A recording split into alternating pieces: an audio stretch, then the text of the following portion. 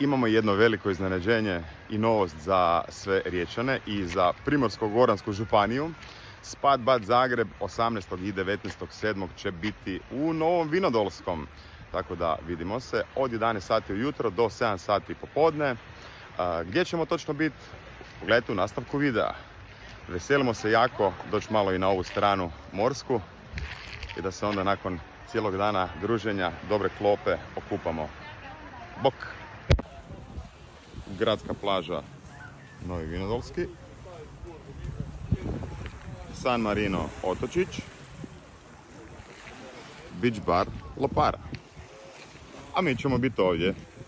A sa ovog tu parkinga idete ovim putem prema plaži.